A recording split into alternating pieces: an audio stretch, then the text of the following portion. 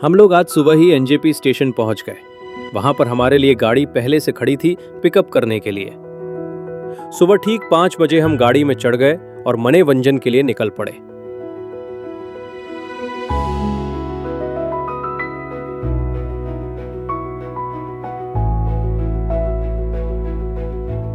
जब हम मनेवंजन पहुंचे तो बारिश हो रही थी और मौसम बिल्कुल अच्छा नहीं लग रहा था। वहां पर पेपर बॉक्स होता है, कुछ फॉर्म भरना पड़ता है और गाइड से बातचीत भी करनी थी। जल्दी ही हमने सब पूरा किया और उसके बाद मनेभंजन से हमें एक और गाड़ी लेनी पड़ी जो हमें सीधे तुमलिंग तक ले जाएगी। तुमलिंग नेपाल का एक सुंदर गांव है जो भारतीय सीमा के पास स्थित है। यह हिमालयी दृश्यों के लिए प्रसिद्ध है और संदकफू ट्रैक पर एक महत्वपूर्ण पड़ाव माना जाता है। आज हमारे लिए एक अक्लाइमेटाइजेशन डे है। हम लोग रात को तुमलिंग में रुकेंगे और सुबह सुबह ट्रैकिंग के लिए निकल पड़ेंगे। हम लोग दोपहर को तुमलिंग पहुंच गए और उसके बाद थोड़ा आराम किया।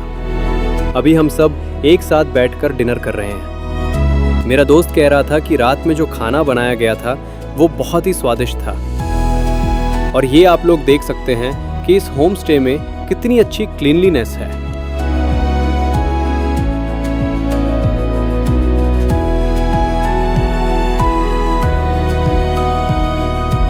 मेरा दोस्त बहुत ही उत्साहित है। वो कह रहा था कि हम लोग अभी जिस रास्ते पर चल रहे हैं उसके एक तरफ नेपाल है और दूसरी तरफ भारत। ये जो मौसम है बहुत ही शानदार है। मैं और दादा निकल पड़े हैं। आज हम अपनी टीम के साथ तुमलिंग से काली पोखरी की ओर जा रहे हैं। दादा कह रहा था कि हम लोग सुबह 9 बजे ही ट्रैक शुरू कर चुके हैं। अभी हल्की बारिश हो रही है, इसलिए हमने सबने रेनकोट और जैकेट पहन ली है। मौसम ठंडा है लेकिन रोमांच से भरा हुआ है।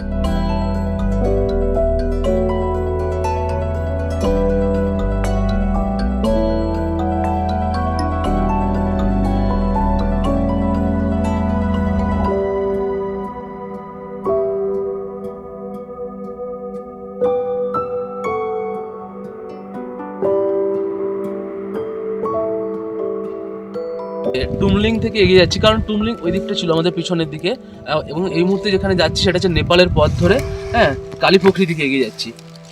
আপনারা নিশ্চয়ই বুঝতে পারছেন শুধু আমরা ছাড়া আর কেউ নেই এই মুহূর্তে। मेरा दोस्त कह रहा है कि हम लोग अब तुमलिंग को पीछे छोड़कर काली पोखरी की ओर बढ़ रहे हैं। इस वक्त हम इंडिया नेपाल बॉर्डर पर हैं। रास्ते में सिर्फ हम ही हैं, आसपास कोई नहीं है। ये सन्नाटा और सीमा पर चलने का अनुभव सचमुच रोमांचक है। हमारी टीम में कुल मिलाकर 6 लोग हैं और हमारे साथ हमारा गाइड था। हम लोग एक साथ चल रहे थे।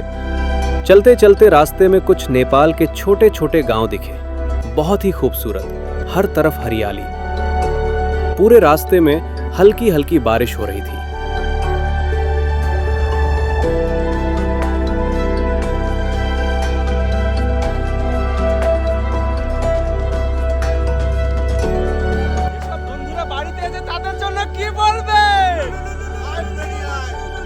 मेरा दोस्त कह रहा था कि जो दोस्त इस ट्रैक पर नहीं आ पाए वे कितना कुछ मिस कर रहे हैं। वो सबको आने के लिए बोल रहा था और खूब एंजॉय कर रहा था।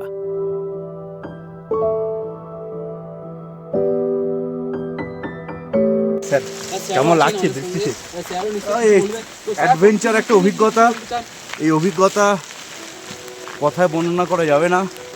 যারা এই অভিজ্ঞতার সম্মুখীন হয়নি তারা বুঝতে পারবে না কতটা ভালো লাগার এটা। এই স্মৃতি চিরকাল থেকে যাবে মৃত্যু পর্যন্ত। টাকা আজ আছে কাল নেই।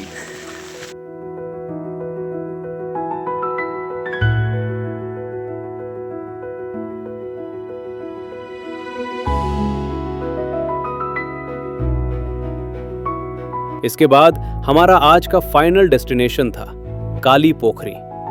हम लोग शाम होने से पहले ही वहां पहुंच गए, लेकिन वहां पहुंचते ही बहुत तेज बारिश और हवा चल रही थी। ठंड भी काफी बढ़ गई। हमें साफ लग रहा था कि मौसम और भी खराब होने वाला है।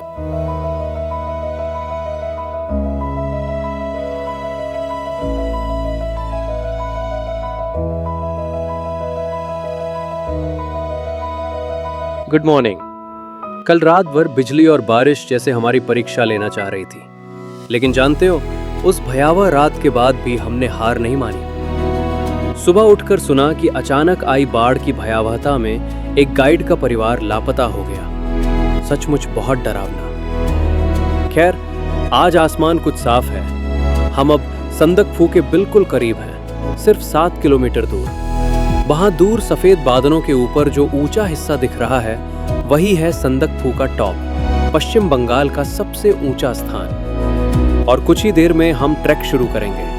रास्ता भले ही सिर्फ 7 किलोमीटर दूर का है, लेकिन खड़ी चढ़ाई हमारा इंतजार कर रही है। हम सब मानसिक रूप से तैयार हैं। चलो यात्रा शुरू करते हैं।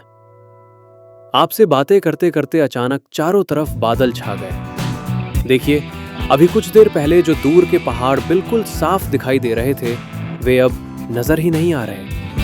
सिर्फ कुछ ही सेकंडों में मौसम का इतना भयावह बदलाव।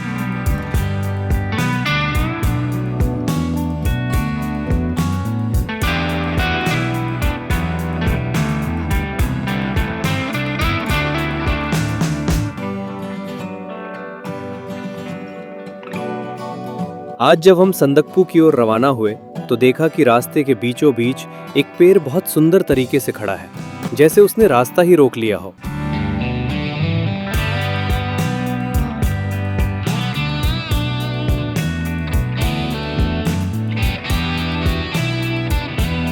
মজা তো সবথেকে ভালো যে গাছটা কিন্তু এখনো দাঁড়িয়ে আছে রাস্তার মাঝখানে। ল্যান্ডস্লাইডটা একটু দেখিয়ে দাও।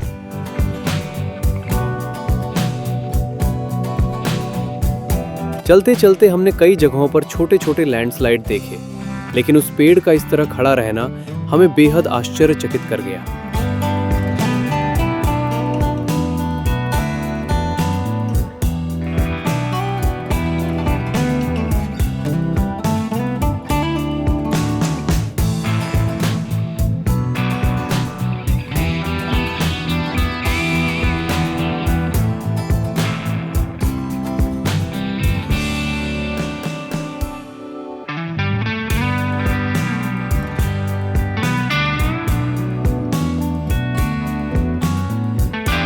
हमारी टीम धीरे धीरे आगे बढ़ रही थी।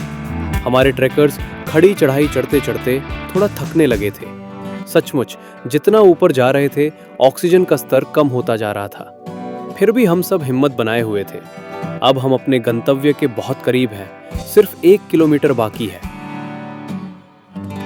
हमारे ट्रैक लीडर ऊपर से सबको फ्लाइंग किस देकर उत्साहित कर रहे थे।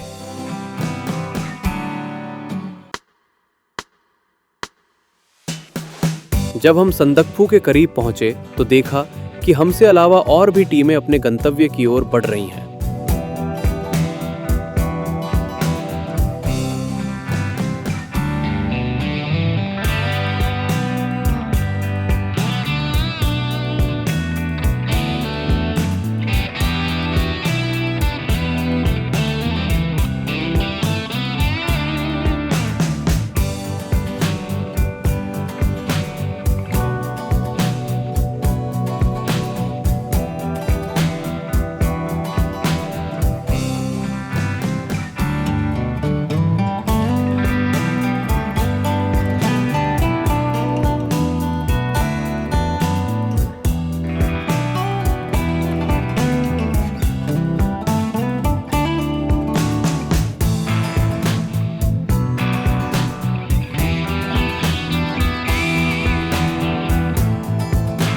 आखिरकार हमारी टीम भी संदकफू तक पहुंच गई।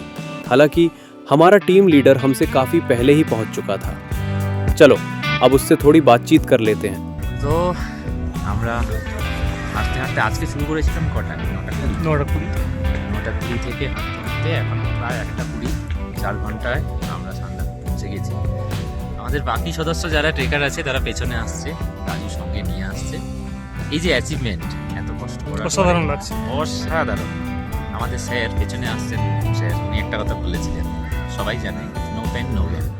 Yes. এই যে আমরা এত পেন কষ্ট সহ্য করে আজকের এই জায়গায় সান্দাকফু করে এসে পৌঁছেছি। দিনে আমরা প্রায় কত, এদিকে 15 কিলোমিটার আর এদিকে 6 কিলোমিটার, এটা 6+ হবে, মানে প্রায় 7 কিলোমিটার। 7 কিলোমিটার, 15 7 21 কত 22 22 কিলোমিটার কিলোমিটার, 22 অতিক্রান্ত। কিলোমিটার। এই পেছনে দেখানো যাবে, এই লাগেজগুলো পিছনে নিয়ে এসেছি। এই লাগেজগুলো পেছনে নিয়ে আমরা হাঁটতে হাঁটতে এসেছি। অসাধারণ লাগছে।